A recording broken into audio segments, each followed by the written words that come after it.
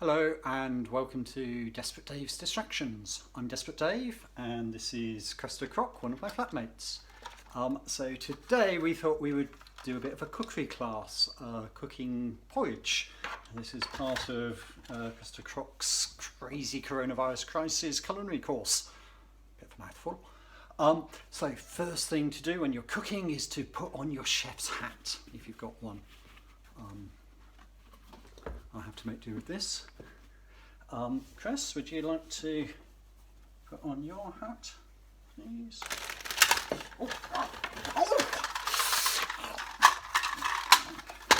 Okay, she doesn't want to wear the hat, she can just eat it instead.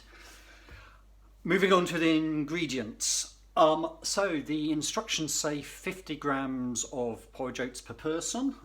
I don't actually have scales to weigh it with, so I've just measured it out into a cup. We'll pour that into a mug, just because. And it then says 300 millilitres of water or milk. Now, water or milk, I couldn't make up my mind, so I decided to go for both. Again, I don't actually have a way of measuring out 300 millilitres, so I've just poured it into a cup again. Put that into that mug. And that into there.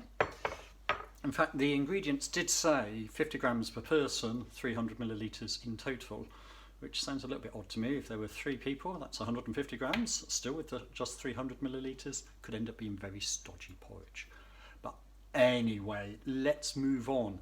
How to cook it? Well, there's 2 ways you can cook porridge. You can do it on the hob or in the microwave.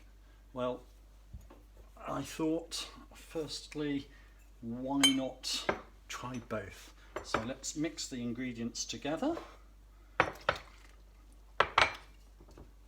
it a good stir.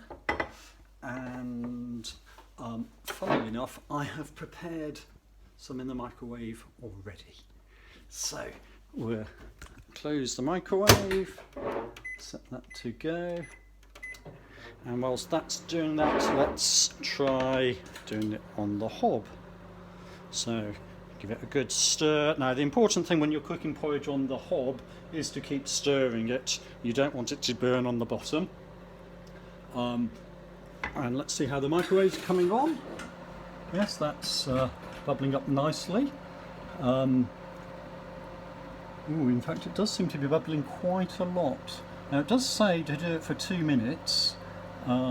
This looks like it could be getting quite exciting. Ooh, lovely. Now the other thing about making porridge is if you don't like eating the porridge, you can always turn it into a work of art instead. I think we'll leave the microwave going there whilst we carry on cooking on the hob.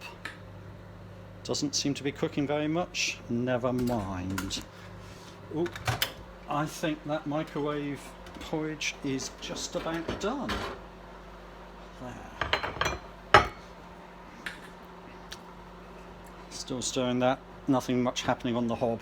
Right, now the next thing to do is what to add as toppings. So you can add nuts or sultanas. I thought why not add both. And they also suggest adding sugar. I personally prefer maple syrup.